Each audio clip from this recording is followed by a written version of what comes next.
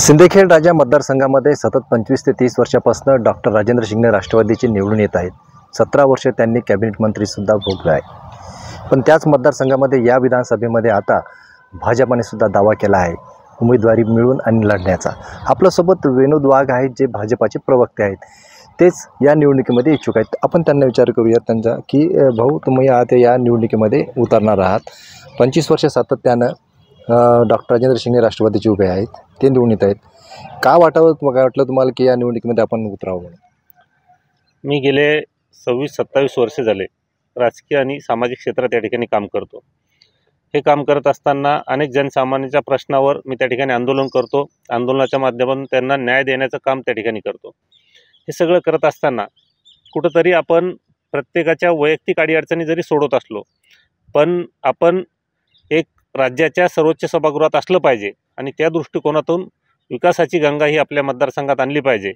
आपल्या मतदारसंघाला विकासात्मक दृष्टिकोनातून पुढं नेलं पाहिजे, हा विचार या ठिकाणी माझ्या मनात असल्यामुळं त्या ठिकाणी मी महायुतीच्या घटक पक्ष असलेल्या भारतीय जनता पार्टीकडं ही जागा भारतीय जनता पार्टीला सुटावी असा आग्रही भूमिका त्या ठिकाणी घेऊन मागणी करतो आहे. पण या मतदारसंघामध्ये आता महायुतीमध्येच असलेले घटक राष्ट्रवादीचे जे डॉक्टर राजेंद्र शिंगणे आहेत, यांनी गेल्या 25 वर्षापासून विकास केलाच नाही असं म्हणावं वाटतं का मला? या मतदारसंघात अजूनही बऱ्याचशा गोष्टी करणं बाकी आहे आणि ज्या गोष्टीची मागणी सातत्यानं त्या मतदारसंघातील जनता करते, त्यामुळं त्या गोष्टी सोडवणं, त्या गोष्टी पूर्णत्वास नेणं हे गरजेचं असल्यामुळं आपण त्या ठिकाणी निवडणूक लढून जिंकून त्या गोष्टी पूर्ण करून जनतेला न्याय दिला पाहिजे ही भावना मनात असल्यामुळं आम्ही भारतीय जनता पार्टी ती जागा मागतोय आणि मी त्या दृष्टीनं निवडणूक लढण्यासाठी तयारी करतो. हे जे सिंदखेड राजा मतदारसंघ आहे, हे राष्ट्रमाता जिजाऊचं जन्मस्थान आहे. म्हणजे ऐतिहासिक स्थळ आहे, देशामध्ये प्रसिद्ध आहे, देशभरातून लोक तिथे येतात.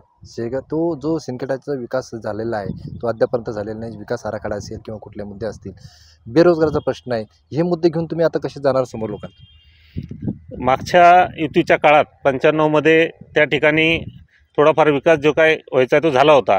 मधल्या काळात देवेंद्रजींनी सुद्धा मुख्यमंत्री असताना त्या ठिकाणी निधी देण्याचा भरपूर प्रयत्न केला, परंतु स्थानिक लोकप्रतिनिधी म्हणून त्यासाठी पाठपुरावा करणं गरजेचं आहे. आणि एक एवढं मोठं ऐतिहासिक स्थळ असल्यामुळं, जे आपल्या सगळ्यांच्या अस्मितेचं राज्याचं स्थळ असल्यामुळं, ज्या ठिकाणी जिजाऊचं जन्मस्थळ आहे, तर ते क्षेत्र कसं डेव्हलप होईल यासाठी स्थानिक लोकप्रतिनिधीसुद्धा एक चांगला असावा, ज्याने पाठपुरावा करून ते क्षेत्र विकसित केलं पाहिजे. त्या दृष्टिकोनातून त्याचं कार्य असलं पाहिजे.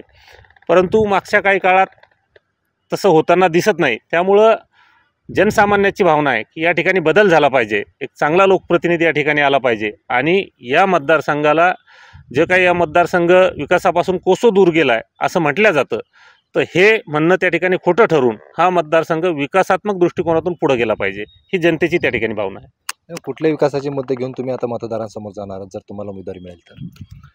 तिथला सगळा त्या मतदारसंघातला जर मतदार वर्ग बघितला तर हा जवळपास सगळा शेतकरी वर्ग आहे. त्यामुळे तिथल्या शेतकऱ्यांसाठी ज्या ज्या अडचणी येतील त्या महत्त्वाच्या आहे की त्या येणाऱ्या अडचणी सोडवणं गरजेचं आहे. मग शेतकऱ्यासाठी असलेल्या सिंचनाचा विषय असेल, जसं त्या मतदारसंघात ते खडकपूर्णा नावाचं मोठं धरण आहे, परंतु तरीसुद्धा मतदारसंघातल्या अनेक गावांना शेतीसाठी असो पिण्यासाठी असो पाणी मिळत नाही. त्यामुळे जर एवढं मोठं धरण त्या ठिकाणी असताना जर शेतीला पाणी मिळत नाही तर हे त्या मतदारसंघातल्या जनतेचं दुर्भाग्य आहे. त्यामुळं त्या धरणाच्या माध्यमातून त्या मतदारसंघातलं प्रत्येक गाव आणि प्रत्येक शेतीचं क्षेत्र त्या ठिकाणी सिंचनाखाली येऊ शकतं. फक्त गरज आहे नियोजनाची. ते नियोजन करणं गरजेचं आहे.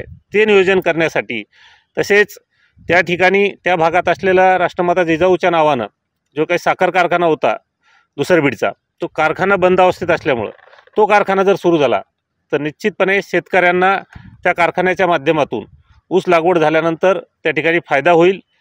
आणि त्याच भागात असली साखर खेड्याची जी काही सूतगिरणी होती तीसुद्धा बंद अवस्थेत आहे.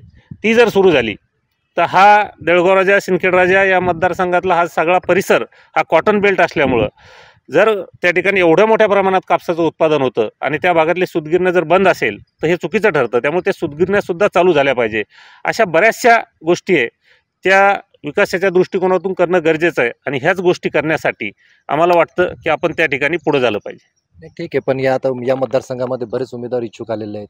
त्यामध्ये महाविकास आघाडीचे बरेच जण उमेदवार ते पण उमेदवारी मागत आहेत. तशी तुमच्या महायुतीमध्ये सुद्धा पण डॉक्टर राजेंद्र शिंगणे असतील, आणखी इतर तुम्ही सुद्धा दावा करतात.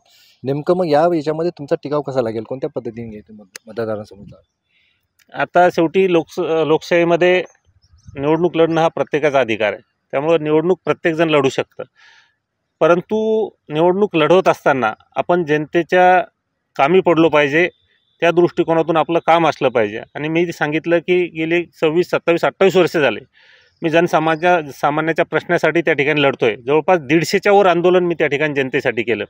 शेतकऱ्यासाठी असेल, बेरोजगारासाठी असेल, अनेक आंदोलन करून 100च्या वर विविध कलमांतर्गत त्या ठिकाणी माझ्यावर गुन्हे दाखल आहे.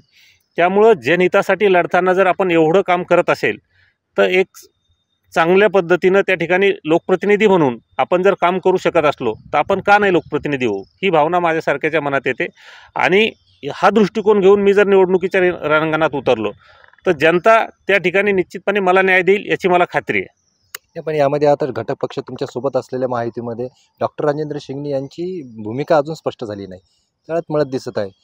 तर कसं बघता याच्याकडे तुम्ही? त्यांची भूमिका अजून खरंच म्हणजे ते नेमकं महायुतीच्या बाजूनं की महाविकास आघाडीच्या बाजूनं हे स्पष्टपणे जाणवत नाही किंवा कळत नाही. त्याचमुळं अशी परिस्थिती असल्यामुळं महायुतीची एक जागा कमी होऊ नये हीच भावना आमच्या मनात आहे. आणि म्हणून आम्ही महायुतीच्या सर्व नेत्याकडे ती मागणी करतो आहे की ही जागा भारतीय जनता पार्टीला सोडावी. कारण या मतदारसंघात भारतीय जनता पार्टीची चांगली ताकद आहे. सगळ्या बूथ बांधणीपासून सगळ्या ठिकाणी मजबूत अशी कार्यकर्त्याची फळी आमच्याकडे असल्यामुळं ही जागा जर भारतीय जनता पार्टीला मिळाली तर महायुतीला त्या ठिकाणी एक जागेचा निश्चित फायदाच होईल. त्यामुळं एक एक जागा ही निवडणुकीच्या दृष्टिकोनातून महत्त्वाची असते. आणि त्यांची भूमिका अस्पष्ट असल्यामुळं आमची भूमिका मात्र स्पष्ट आहे की महायुती म्हणून आपण निवडणुकीला सामोरं गेलं पाहिजे. आणि महायुतीचा एक घटक पक्ष म्हणून भारतीय जनता पार्टी या ठिकाणी जर लढला तर एक जागा महायुतीला आपण त्या ठिकाणी प्लसमध्ये राहू आणि एक जागा मिळून देऊ, हीच आमची त्या ठिकाणची भूमिका आहे. तुम्हाला उमेदवारी मिळेल म्हणजे तुमचा विजय निश्चित असा होईल असं वाटतं? विश्वास आहे तुम्हाला? हो, मला 100% खात्री आहे. जर या ठिकाणी मला उमेदवारी दिली तर मी ही जागा निश्चितपणे जिंकून येईल.